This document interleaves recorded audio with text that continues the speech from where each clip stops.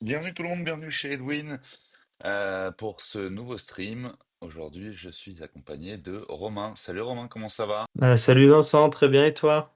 Écoute, comme un lundi, avec un bon stream pour démarrer la semaine.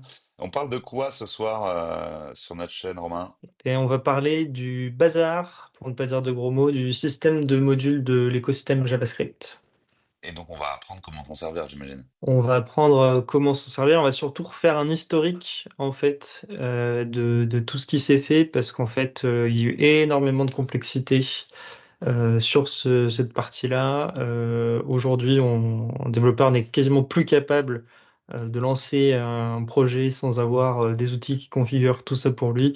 Donc l'idée, c'est de démystifier un peu tout et puis de vous donner des astuces aussi pour pouvoir reprendre un peu le contrôle de vos bases de code, quoi. Super. Est-ce que tu peux nous dire en deux mots, aujourd'hui, ça s'adresse à quel type de profil cette presse dont on va parler pour que les gens qui regardent cette vidéo puissent savoir s'ils sont dans la cible ou pas? Oh, ça s'adresse à tout type de profil développeur. On va vraiment reprendre en fait des bases. Donc, il n'y a pas spécialement de prérequis, donc non, ça va être assez accessible. Du coup, pour expliquer un petit peu, il faut savoir que l'écosystème de JavaScript a eu beaucoup d'évolutions. À la base, en fait, on n'avait pas de système de module du tout. Donc déjà, juste deux mots pour définir ce que c'est qu'un module pour qu'on parte, pardon, sur une base commune. Une définition que j'ai trouvée et que je trouve qui est assez vraie, c'est la suivante.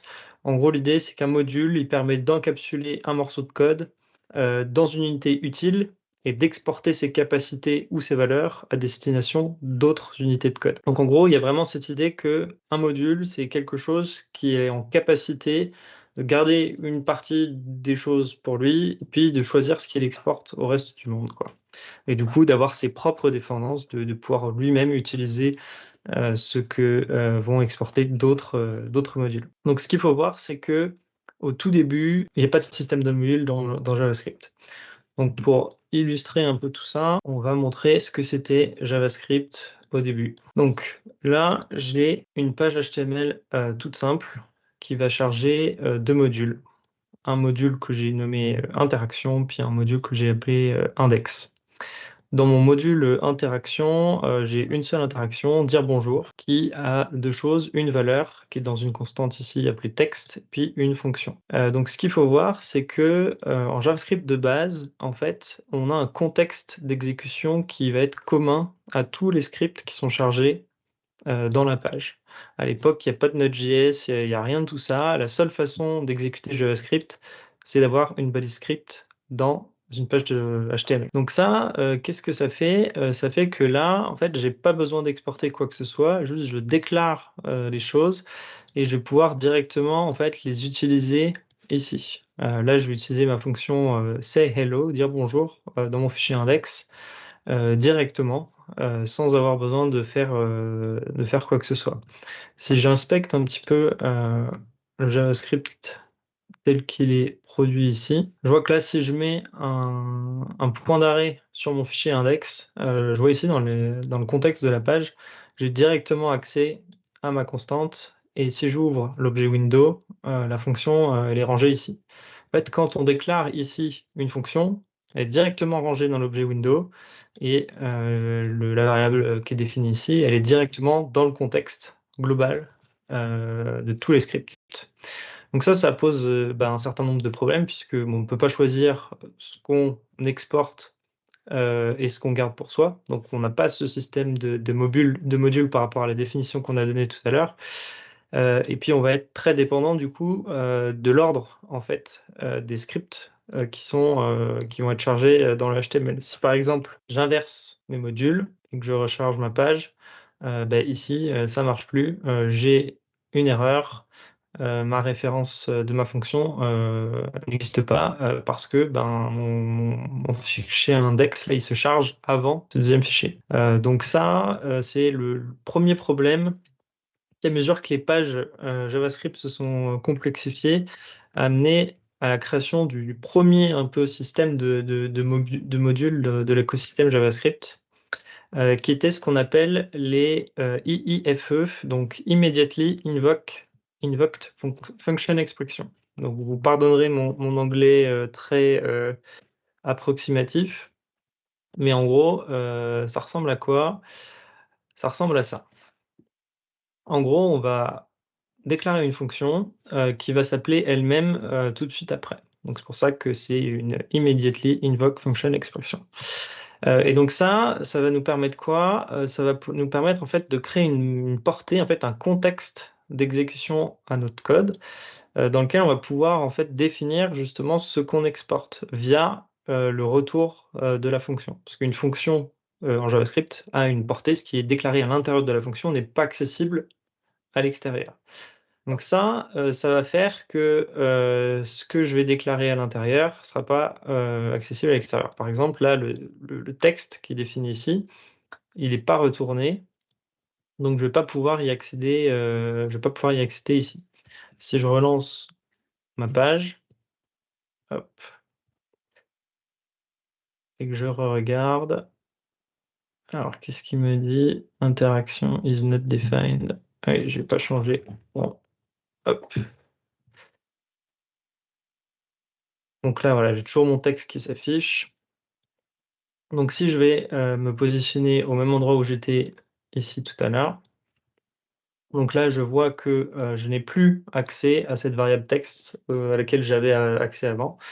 Je ne peux plus accéder à ce que je pouvais avoir. Donc ça, c'est la première chose. Le premier un peu système de module de l'écosystème JavaScript, le problème que ça pose, ça, c'est que ça ne résout pas notre problème de dépendance, hein. On l'a vu juste avant. Si j'inverse de sens mes scripts, ça marche plus. Donc, je suis en capacité d'exporter quelque chose, je suis pas trop en capacité de déclarer en fait ce que j'importe et dans quel sens ça doit être chargé et d'avoir une expressivité en fait dans les dépendances. Et donc ça, bon, c'était un problème majeur. Quand Node.js est arrivé, ils se sont dit, bon, nous, si on veut faire un vrai langage côté serveur robuste, etc., il faut qu'on ait un système de modules, un vrai système de modules. Et si on veut être un peu pris au sérieux, faut pas qu'on se base sur ce qui est fait côté navigateur, parce qu'ils ont plein de contraintes spécifiques au navigateur, donc il faut pas du tout qu'on se mette ces contraintes-là, sinon on va faire un truc bancal, ça va pas marcher. Donc ils se sont dit, voilà, on va faire notre truc, on va faire un truc from scratch, et c'est comme ça qu'est né le CommonJS, donc le premier système de modules vraiment abouti, qui est venu avec Node.js. Donc là, j'ai plus de fichiers HTML. Donc là, je suis sur une application Node.js. Donc j'ai toujours mon module interaction. Et là, en fait, j'ai une capacité d'export que j'avais pas avant. Donc en fait, en Node.js, en CommonJS, on va avoir ce mot-clé module qui va être disponible, sur lequel on va pouvoir écrire dans la propriété export. Et c'est ça, en fait, qui va nous permettre de dire que ce module-là, il exporte des choses. Donc là, par exemple, je reprends l'exemple de tout à l'heure, j'exporte ma fonction dire bonjour, qui me permet ensuite ici de pouvoir l'importer. Donc là, par rapport à ce qu'on avait tout à l'heure, on a la capacité d'importer explicitement notre dépendance pour l'utiliser. Hop. Donc là, voilà, si je lance mon application, j'ai bien bonjour John qui s'affiche. Donc ça, c'est vraiment la brique de base avec laquelle est arrivé avec Node.js, qui a apporté le premier vrai système de modules de l'écosystème. Donc ce système de modules, il avait aussi une deuxième composante qui était intéressante, parce qu'en fait, ce système de modules, il est arrivé aussi avec NPM, le Node Package Manager et les fameux Node Modules. Donc, si ça s'appelle Node Modules, c'est pas pour rien. C'est qu'en fait, ça nous permettait d'écrire en fait justement des modules avec une convention, ce dossier node underscore module. Donc là, par exemple, si je crée un fichier index.js à l'intérieur d'un dossier interaction à l'intérieur lui-même d'un dossier node module, eh ben, je vais pouvoir ici importer ma dépendance par mot-clé, et le mot-clé étant directement le nom du dossier. Donc ça, c'est aussi ce qu'a introduit CommonJS, c'est la possibilité d'importer des dépendances à partir d'un identifiant, en fait, d'un mot-clé.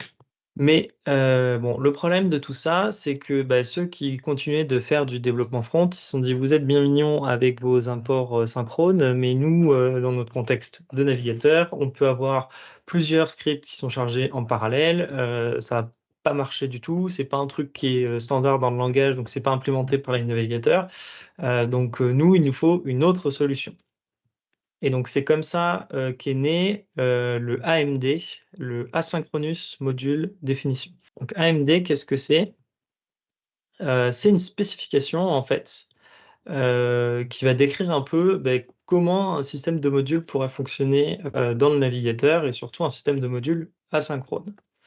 Et donc, il y a une implémentation de cette spécification qui s'appelle Require.js. On avait peut-être déjà entendu parler. Et donc, en fait, Require.js, c'est une bibliothèque qui va nous permettre, nous amener en fait ce système de modules qu'on n'a pas dans le langage et du coup qu'on n'avait pas au niveau du navigateur.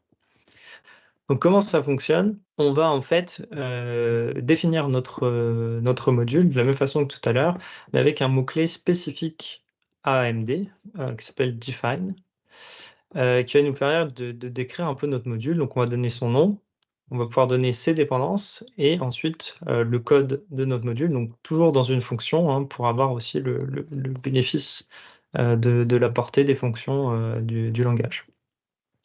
Donc au niveau de notre HTML, en fait, on est obligé par contre d'avoir un script racine qui doit lui être chargé avant les autres, le script qui va charger require.js. Et donc dans ce script-là, on utilise un attribut dataMain qui va nous permettre d'indiquer le premier fichier à charger et ensuite on peut mettre les autres modules à la suite dans l'ordre qu'on veut. Donc ça c'est justement l'intérêt et c'est le côté asynchrone de AMD, de Asynchronous Module Definition, c'est de pouvoir ensuite, une fois qu'on a chargé Require.js, charger tous les autres modules dans l'ordre qu'on veut. Donc là, si je lance mon application, donc j'ai toujours le même comportement. Donc j'ai mon Require.js ici, hein, que je copier-coller directement de leur site, mon module qui est défini ici, et donc là, mon index, où je vais en fait ici déclarer les dépendances. Donc là, on utilise le mot-clé require.js pour le module racine, et ensuite, on déclare ces dépendances. Et donc là, en fait, on utilise les mots-clés qui vont être déclarés directement dans les modules ici. Donc ça va permettre de faire en sorte que cette fonction qui est passée en callback elle sera exécutée que quand il aura chargé toutes les dépendances qui ont ce mot-clé. Donc c'est ça qui fait que ensuite on peut mettre les scripts dans n'importe quel ordre. Il attendra qu'il y ait tout ce qui va être déclaré ici avant de pouvoir exécuter ce bout de code. Donc voilà le deuxième système de modules de l'écosystème et ça a commencé un peu à faire râler les mainteneurs de bibliothèques open source puisque on avait maintenant deux systèmes de modules, le système pour ceux qui font du back-end, le système pour ceux qui font du front-end.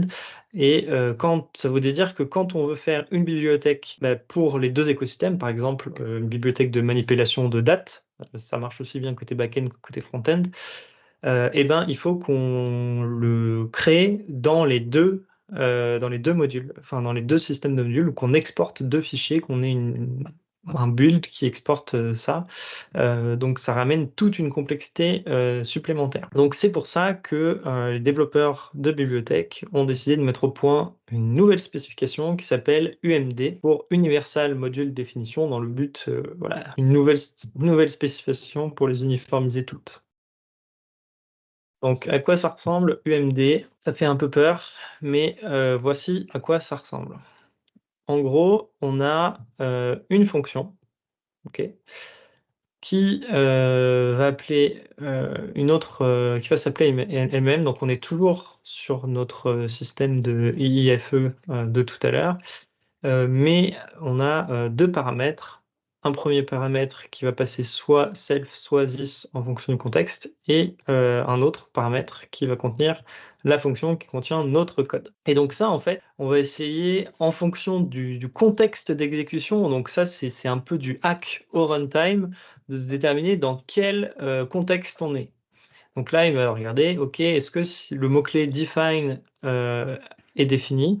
Si oui, ça veut dire qu'on a du AMD, donc je définis mon module comme étant un truc AMD avec define comme on l'a vu tout à l'heure. Sinon, si j'ai pas de AMD et que j'ai un export, ça veut dire que je suis en CommonJS. Donc, je peux utiliser le export, module.export de CommonJS.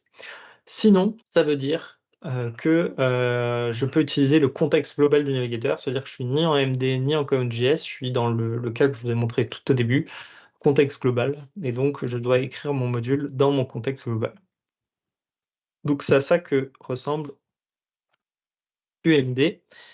Donc je vais vous montrer un peu les trois façons de faire. Donc là, j'ai mon module qui est censé être universel, hein, qui est décrit en UMD. Là, j'ai ma page AMD, donc comme on a vu tout à l'heure avec require.js qui charge mon module, et avec du coup toujours mon code AMD. Donc là, en AMD, ça marche. Ensuite, j'ai mon module CommonJS, donc bon là c'est tout simple, hein, c'est une appli Node toute bête. Hop, on voit bien que ça marche aussi. Donc j'appelle le même module interaction et puis avec un import CommonJS et ça fonctionne. Et puis le dernier, donc c'est le contexte du navigateur. Donc là où je suis sans AMD, sans CommonJS. Donc là, tout simplement comme c'était au début. Hop. Et là, ça marche aussi. Donc ça, c'était un peu le hack ultime pour permettre d'adresser tous les différents types de modules.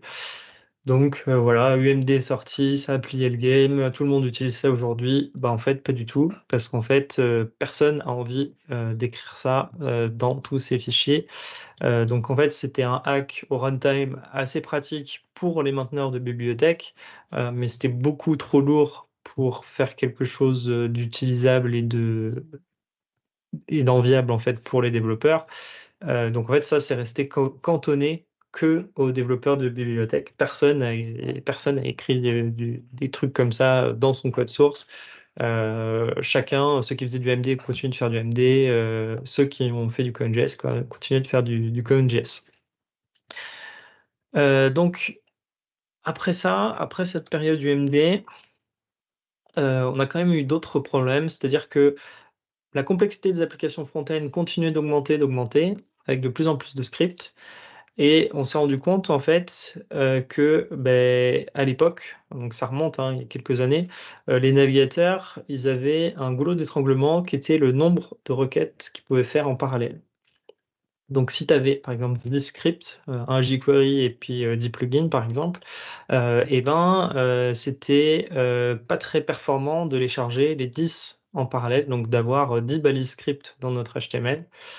Et donc, valait mieux les regrouper dans un seul et même fichier. Donc, c'est comme ça, en fait, qu'est créé ce qu'on appelle les web bundlers. Donc, les web bundlers, c'est les logiciels comme ESBuild, Webpack ou même Vite, comme ça aujourd'hui, dans les plus récents. L'objectif d'un web bundler, en fait, c'est justement de contourner cette contrainte de nombre de requêtes en parallèle en regroupant tout au build time dans un même fichier. Donc, je vous montre à quoi ça ressemble. Hop. Donc là, j'ai une application en Webpack. Donc j'ai une balise HTML qui ne contient aucun script. J'ai toujours mon module interaction qu'on a vu tout à l'heure en CommonJS avec celui-là donc qui l'importe ici. Et là, j'ai un petit fichier de config, Webpack config. Donc à quoi ressemble ce fichier-là? Il ressemble à ça. Il utilise un seul plugin, le plugin HTML, qui va pouvoir permettre d'ajouter dynamiquement la balise script à la page HTML et qui va prendre un point d'entrée. Donc on lui dit voilà, le point d'entrée, c'est le fichier index. Le point de sortie, c'est un dossier dist qui va être à la racine et tu vas me nommer ce fichier bundle. Et le template à utiliser pour charger ce JavaScript, c'est ce fichier HTML. Donc ça, si je l'exécute, qu'est-ce qui se passe? Donc là, le build s'est bien passé. Donc maintenant, j'ai un dossier dist avec mon fichier HTML qui a été dupliqué et dans lequel on est venu rajouter la balise script avec automatiquement le bon nom de fichier. Et donc, mon fichier qui va contenir en fait tout mon code de façon compressée directement dans le même fichier. Donc là, on voit bien dire bonjour qui est là avec notre sélecteur DOM ici, etc. Donc ça, en fait, Webpack, ce web bundler, il va compiler nos sources au build time, en faire un truc tout compressé qui du coup fera qu'il n'y aura qu'un seul script dans la page HTML, donc une seule requête HTTP. Donc ça va permettre de contourner justement ce goulot d'étranglement à mesure que les pages grossissaient en JavaScript. Et finalement, c'est un peu ce truc-là qui va s'imposer aussi côté front-end, puisque du coup, bah, on peut très bien utiliser maintenant en front-end CommonJS avec la syntaxe require et module expert et module export, vu que on n'est pas du tout sur un code qui va être exécuté tel quel, il va être buildé avant d'être exécuté. Bah, en fait, on peut utiliser le système de modules CommonJS que Webpack connaît et sait résoudre directement dans le front-end, qui du coup maintenant doit être buildé avant de pouvoir être exécuté. Donc ça, c'est à partir de là que dans le front-end, on a commencé à avoir un code source qui n'est plus directement exécutable. Il faut d'abord le compiler, le construire avant d'être exécutable. Donc ça, on pourrait se dire, ben voilà, Webpack est arrivé, CommonJS s'est aussi imposé côté front-end, donc voilà, CommonJS a gagné, tout va bien, tout le monde est synchronisé sur le même système de modules, tout va bien. Bah ça, c'était sans compter sur l'arrivée de TypeScript qui a encore bouleversé les choses. Qu'est-ce qui se passe? J'ai copié 2 fois mon truc. Hop. Donc TypeScript est arrivé. Donc TypeScript, c'est quoi? C'est un préprocesseur par-dessus JavaScript, en gros. C'est pareil, c'est du code source qui, lui, peut pas être exécuté tel quel et qui va permettre d'avoir des annotations de type. Je vous explique pas ce que c'est TypeScript. Mais du coup, qui va nécessiter une étape de compilation avant de pouvoir devenir du JavaScript qui va pouvoir être exécuté, que ce soit d'ailleurs côté Node.js que côté navigateur. Le TypeScript, c'est un truc uniquement au build. Donc pour ça, il faut un fichier de config de TypeScript, ou de la même façon un peu qu'on avait avec Webpack, on va définir un point d'entrée, puis un point de sortie. La différence, c'est que avec TypeScript seul, on n'a pas ce côté web bundle, on n'a pas ce truc où on va regrouper tout le code source au même endroit.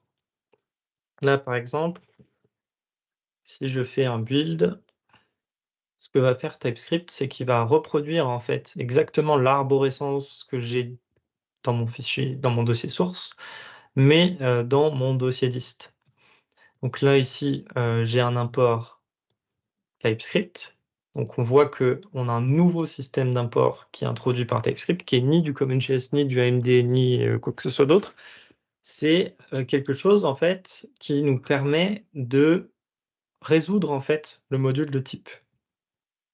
Donc là en fait, quand on dit c'est hello, pour que TypeScript il soit en capacité de savoir que ça prend un nom, que c'est un string et que ça retourne un string, bah, il a besoin qu'on lui dise bah, où est le type associé de ce truc-là.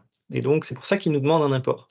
Mais en fait, cet import, vu que TypeScript n'est pas exécuté, il n'importe rien, en fait. Il va rien faire de concret au niveau de l'exécution. Il va simplement importer le type pour que TypeScript sache, OK, dans ce truc-là, j'ai un paramètre qui prend un type string, qui retourne un type string.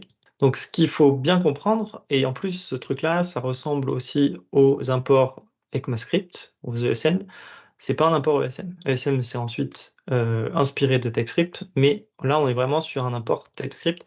À quoi on le voit? On le voit au fait qu'en TypeScript, par défaut, on met pas d'extension au nom de fichier. C'est TypeScript qui automatiquement va l'ajouter.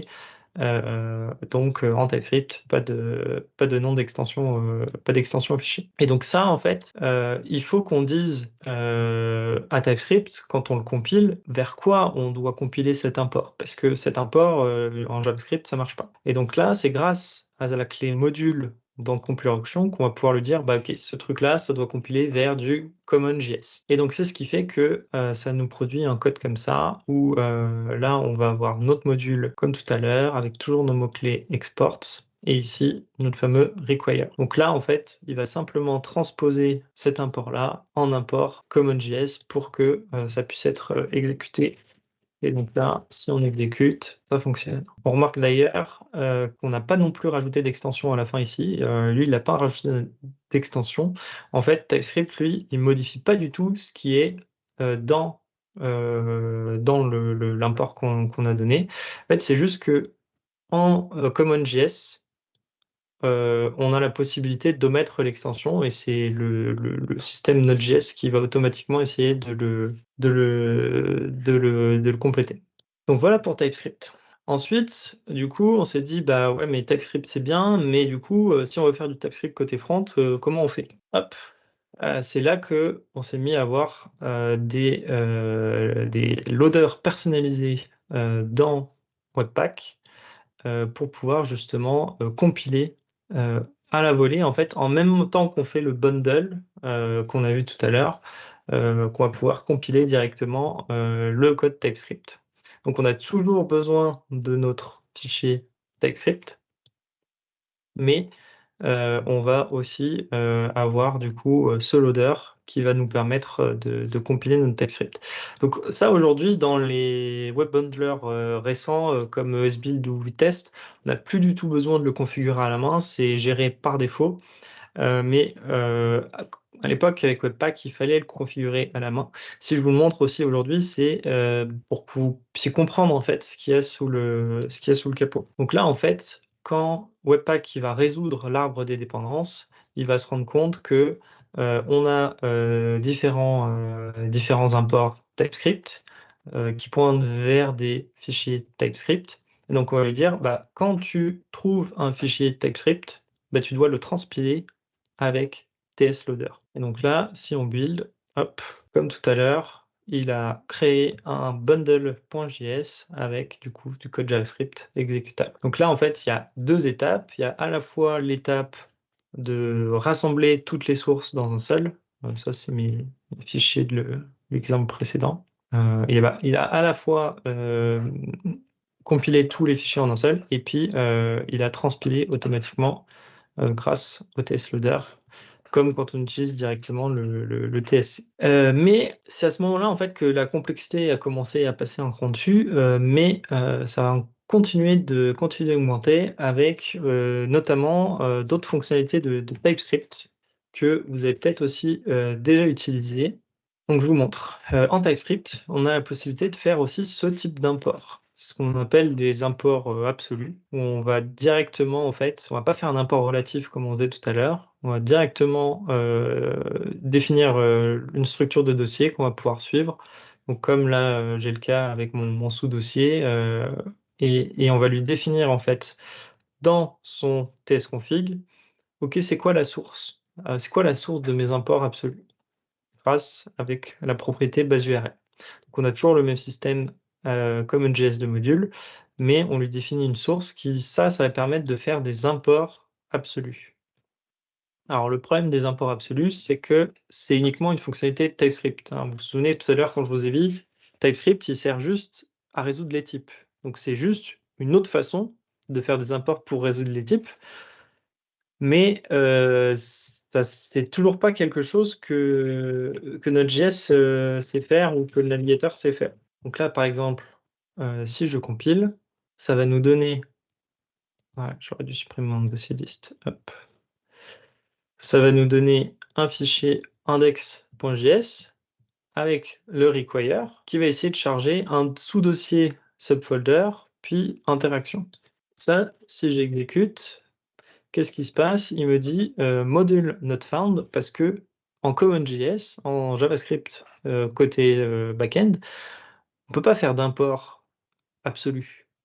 Ça, c'est une fonctionnalité uniquement TypeScript. Et donc ça, en fait, si j'ai pas un web bundler qui va permettre de convertir ça et de tout regrouper enfin de savoir lire en fait ce type d'import pour pouvoir créer un bundle où il y a tout dedans, et ben là, on introduit en fait des imports qui ne sont plus exécutables une fois transpilés. Donc c'est d'ailleurs, moi un truc que je reproche personnellement à TypeScript, c'est de permettre ce genre de fonctionnalité, d'avoir voilà, des fonctionnalités d'import qui ensuite n'exécutent plus, y compris quand on le transpile avec TypeScript. Parce que TypeScript, lui, comme je vous le disais tout à l'heure, il va pas changer le contenu, qu'il y a entre les guillemets. Il va juste changer, l'enrobage. Donc là, il va juste rajouter le require.js, convertir en common.js, mais c'est tout.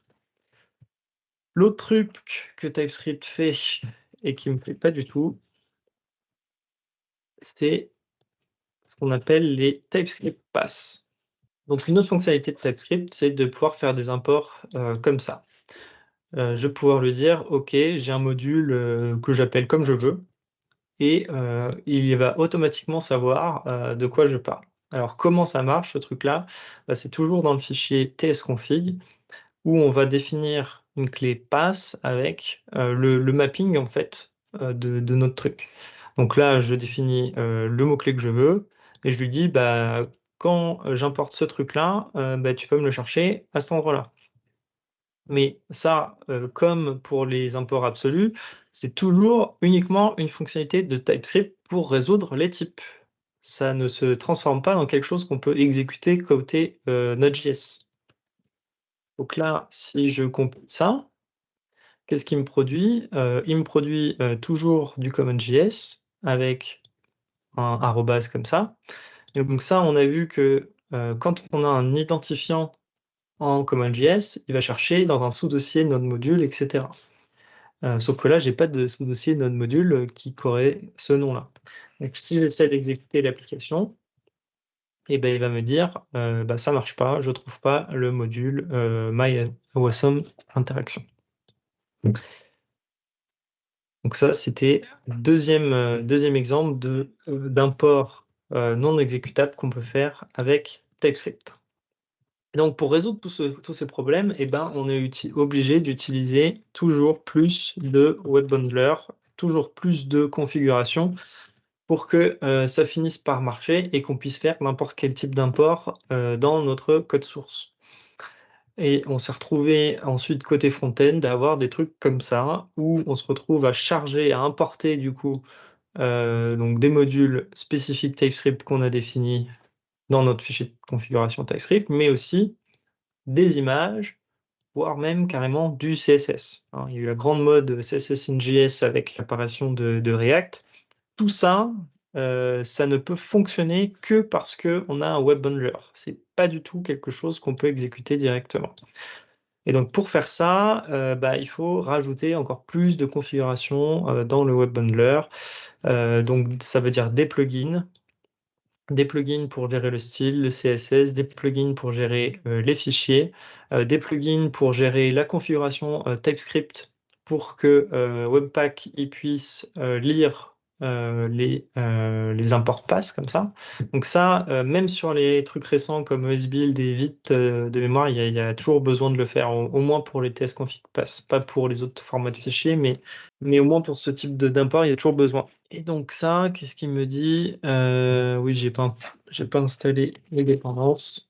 Donc ça, voilà, une fois qu'on a tous les modules, toutes les dépendances de Webpack, hein, qu'il faut du coup bien sûr maintenir, configurer, etc., on a quelque chose qu'on peut builder. Et donc on a toujours notre bundle JavaScript ici, il va automatiquement nous copier aussi notre fichier PNG, lui mettre un hash automatique pour qu'on puisse, le lancer. Donc là, si on exécute, en fait, on va exécuter uniquement, ce dossier de liste, qui va nous mettre quelque chose comme ça.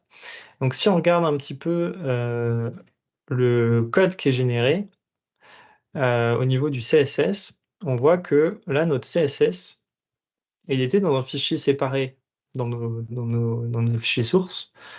Quand il est importé comme ça, en fait, ce que fait Webpack, ce que fait d'ailleurs tous les web bundlers aujourd'hui, c'est les rajouter, directement dans des balises style en ligne. Donc il va pas créer un fichier, sauf configuration encore supplémentaire, il va pas créer un fichier par défaut, il va nous le mettre comme ça. Ça, ce qu'il faut voir, c'est que c'est hyper pas sécurisé d'avoir du style et du JavaScript en ligne directement, puisque ça nous empêche de configurer notre serveur web de manière stricte.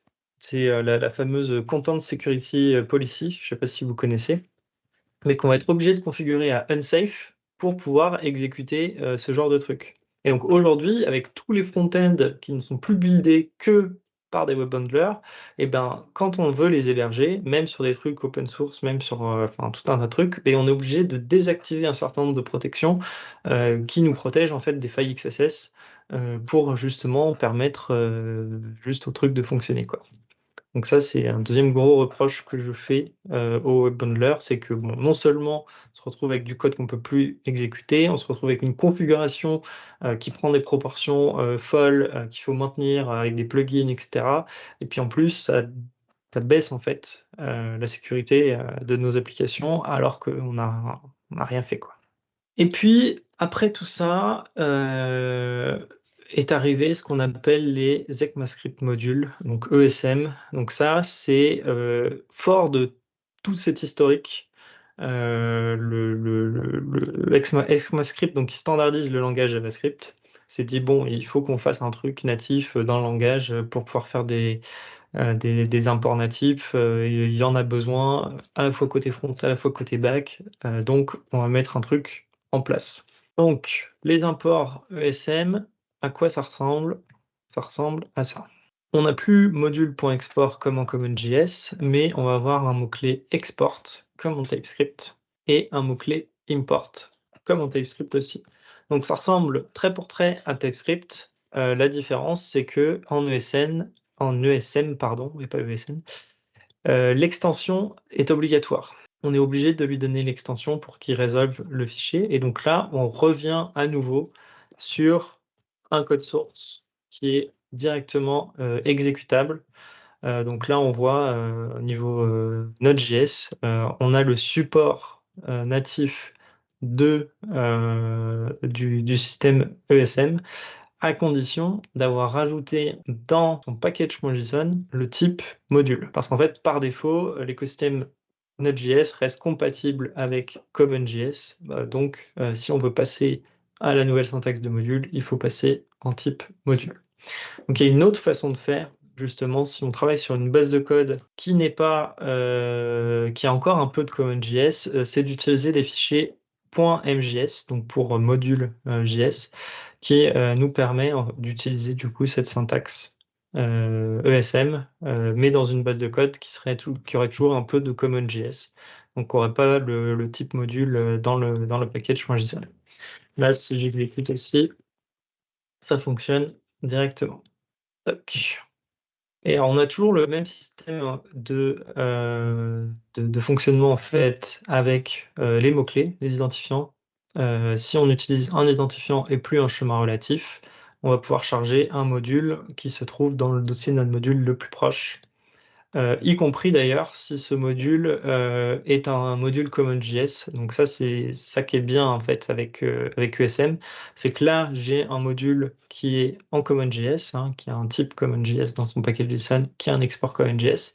Et bien nativement, si j'ai un type module dans mon package à moi et que je le charge avec un import ESM, par défaut, ça marche automatiquement sans qu'il y ait rien à faire. ESM est rétro-compatible avec CommonJS, mais à condition que ce module CommonJS soit dans un dossier node-module.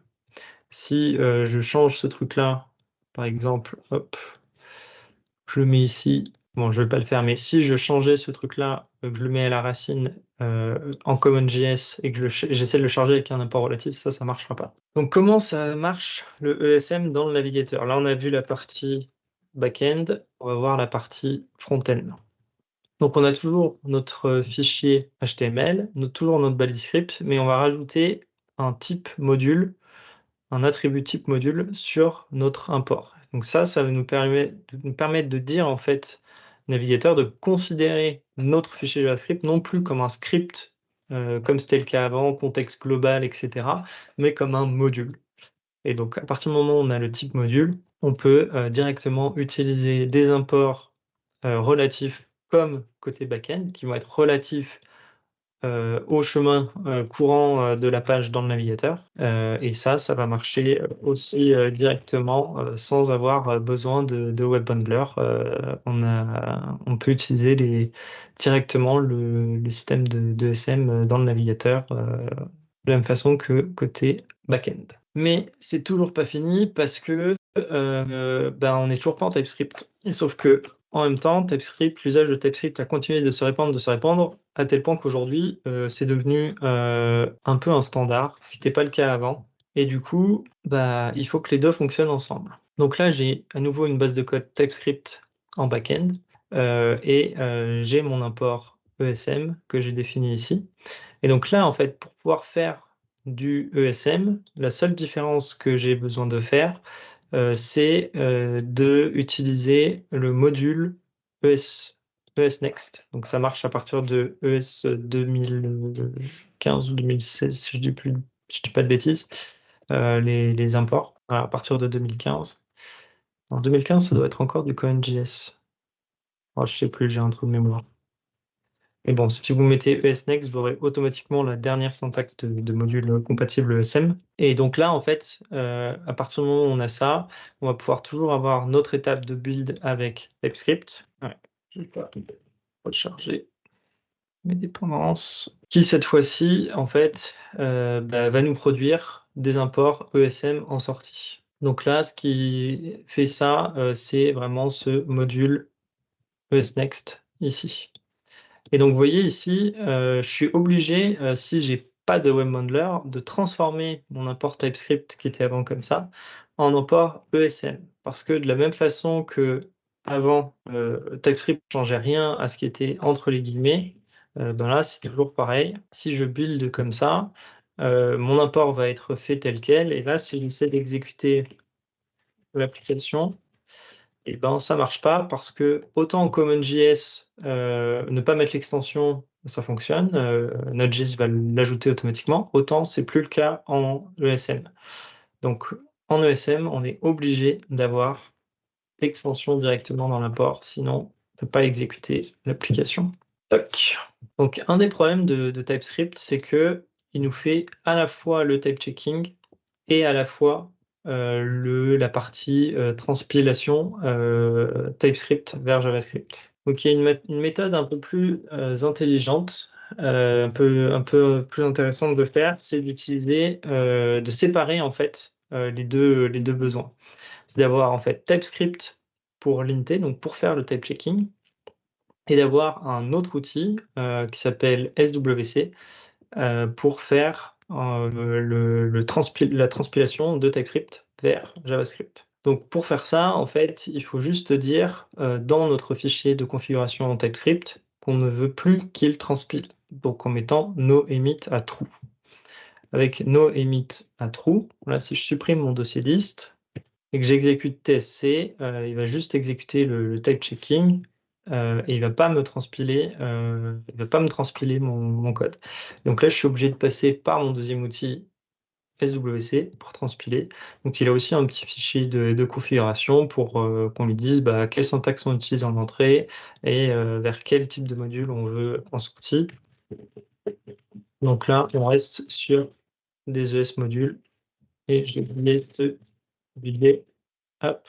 Donc là, j'ai compilé avec SWC. Donc c'est toujours pas un web bundler, il va juste transpiler, et copier automatiquement la structure qu'on avait dans SRC, dans dist, et nous mettre du coup nos imports ESM. Donc si on les avait déjà au début, on les a toujours à la fin. Donc ça, c'est quoi l'intérêt de SWC par rapport à TypeScript? C'est que SWC, il est écrit en Rust. Donc, il est 20 à 70 fois plus rapide que TypeScript pour transpiler le JavaScript. Et donc, ça nous permet en fait de décorréler en fait l'étape de l'int de l'étape de génération de notre code exécutable. Et donc, ça permet de gagner en temps de build. Ça permet aussi de pouvoir exécuter les deux étapes en parallèle. Ça permet d'avoir beaucoup de gains, notamment sur la CI. Vous allez comprendre pourquoi je vous parle de ça avec ce qui s'est passé avec Node 23. C'est-à-dire que depuis Node 23, on a le support de TypeScript natif dans Node.js. Donc ça veut dire quoi? Bah, ça veut dire que maintenant, avec Node 23, on va pouvoir exécuter directement du code TypeScript. Donc on n'aura même plus besoin d'avoir cette étape de build.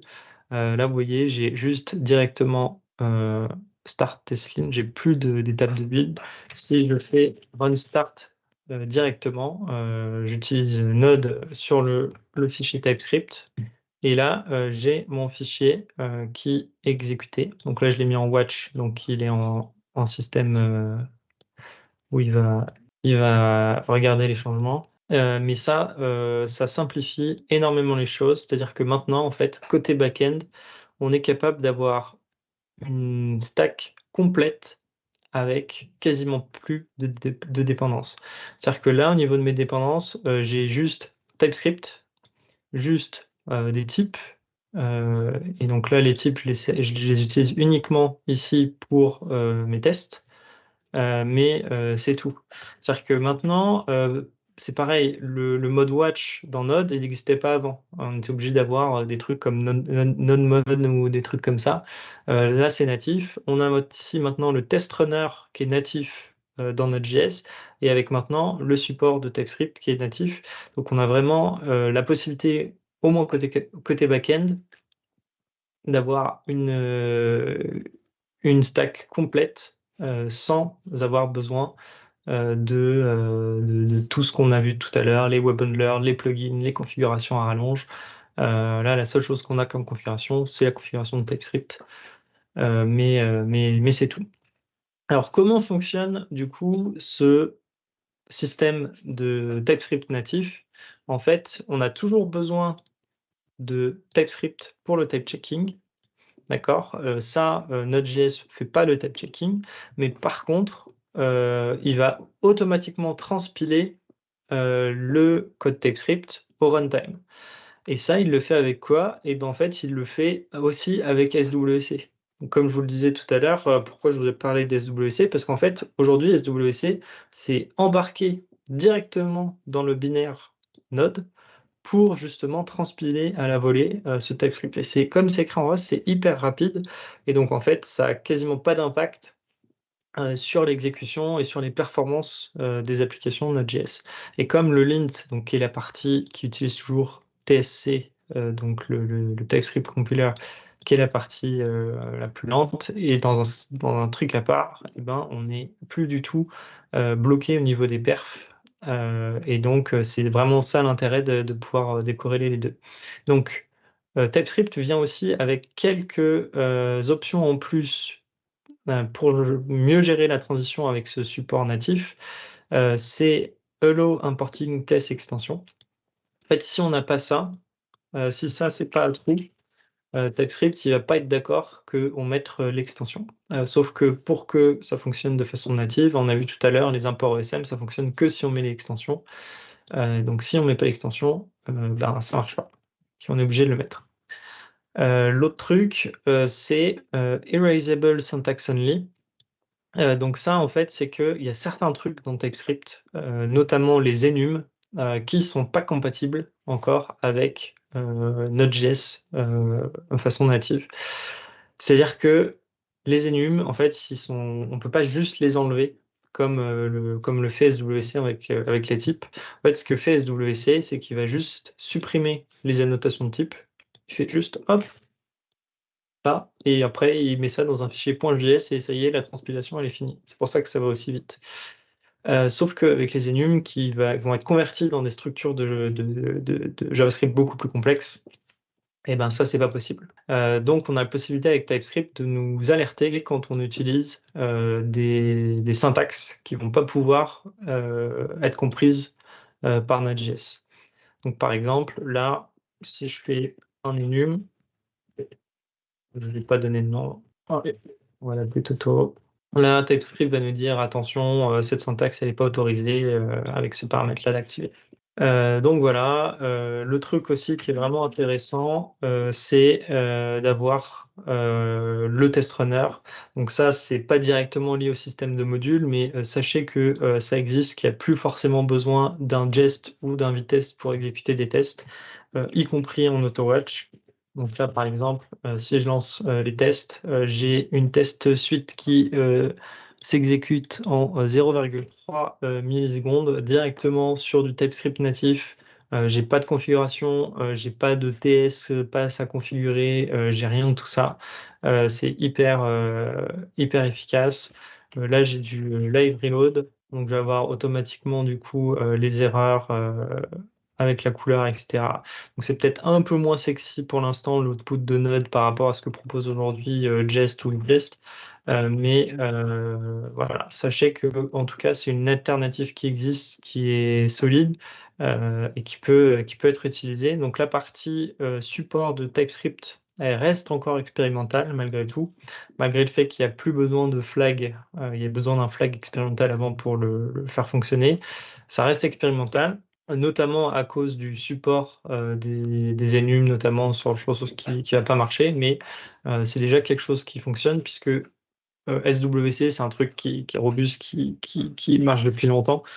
Donc, en tout cas, c'est quelque chose qu'on peut utiliser sans problème sur des projets à partir du moment où on n'utilise pas des syntaxes interdites en TypeScript. Et la dernière chose, c'est comment on peut transposer un peu cette idée dans le front-end, parce que dans le front-end, on n'a pas de support de TypeScript natif, hélas. Ce serait bien qu'un jour il fasse la même chose. C'est d'utiliser en fait la même combinaison qu'on a utilisée jusque-là, à savoir SWC pour le build et un serveur en auto-reload pour tester en fait. Moi j'utilise BrowserSync. L'avantage de BrowserSync, c'est que c'est pas un web bundler comme Vite. Vite, le problème, c'est il est à la fois web bundler et à la fois navigateur avec système d'auto-reload. Et donc, on ne peut pas décorréler les deux parties. Moi, j'ai pas envie que mon outil de live reload puisse gérer des trucs qu'il n'est pas censé gérer, qu'il puisse gérer des imports TypeScript, puisse gérer du CSS ou des imports de PNG. Moi, je veux pas de tout ça. Donc là, voilà, c'est un exemple. J'ai une application TypeScript qui a des imports ESM, donc avec l'extension .js. Et donc, j'ai toujours mon étape de build avec SWC, que je peux aussi mettre du coup en watch ici. Lui, on va lui rajouter SWC, une petite option copy files qui va permettre de copier la structure de tous les fichiers qu'on avait dans SRC, y compris les trucs qui sont pas du TypeScript ou du JavaScript. Donc là, on va retrouver notre HTML, notre image, nos CSS. Et donc ensuite, je vais pouvoir lancer mon navigateur en auto-reload directement en fait sur le dossier list. Et donc j'ai mon SWC en auto-reload d'un côté qui va faire que si je change mon fichier source, il va recompiler le TypeScript et les autres assets à côté. Et puis à côté, j'ai mon serveur en auto-reload qui va juste recharger la page. Et donc là, ici, je suis sur du HTML 100% HTML. J'ai un style via une balise style directe. J'ai pas mon style qui est inliné directement, qui fait que je vais pas avoir de pouvoir mettre de la sécurité avec les CSP, etc. Le seul inconvénient qu'il y a encore à tout ça et sur lequel je ne recommanderais pas forcément de faire ça en prod, c'est sur la gestion des assets notamment. Aujourd'hui dans le front-end, on a quand même besoin d'un des problématiques de cache notamment. Et donc souvent, pouvoir avoir un web bundler qui nous rajoute automatiquement un hash dans le nom du fichier dès qu'il a changé, ça permet d'éviter de se prendre la tête avec ces problèmes de cache quand on ne peut pas les configurer côté serveur. Donc, c'est pour ça que autant sur la partie back-end, moi je suis pour larguer tous les web bundlers, tous ces outils de config et essayer d'être le plus proche du natif possible, utiliser les dernières fonctionnalités pour lancer du TypeScript directement. Autant côté navigateur, on a un peu ces quelques contraintes en plus. Mais pour autant, faut quand même pas oublier que en fait, c'est possible de faire sans web bundler en 2025, juste avec de la transpilation quand on fait du TypeScript. Moi, je voulais quand même vous montrer ça pour montrer d'autres alternatives et puis pour permettre justement de mieux appréhender ce genre de truc. Parce qu'il faut voir qu'aujourd'hui, avec du React, par exemple, pour du code source React qu'on trouve n'importe où, si on le copie-colle tel quel, ça marchera pas sans web bundler, donc c'est un peu dommage. Donc voilà, l'idée c'était avec tout ça de vous donner un peu des billes pour pouvoir vous passer de tout ça et essayer de comprendre un peu bah, quand vous avez des problèmes, souvent des problèmes avec les imports, d'où ça peut venir et comment contourner et comment essayer de se passer un peu de ces outils-là. Donc voilà, j'espère que cette présentation vous a plu. J'arrive au bout et j'ai à peu près tenu les délais, donc c'est super. J'ai le dépôt qui m'a servi de support pour cette présentation avec toutes les étapes que je vous ai présentées, qui dispo ici avec des liens utiles. Alors, il n'est pas sur GitHub parce que j'auto-héberge mon propre Git, parce que j'aime pas que GitHub entraîne son copilote sur mon code source sans me demander mon autorisation. Mais on pourra mettre le lien dans les descriptions de la vidéo et comme ça vous pouvez retrouver un peu tout ça et regarder un peu comment c'est fait à tête reposée. Super. Bah, merci, à bientôt.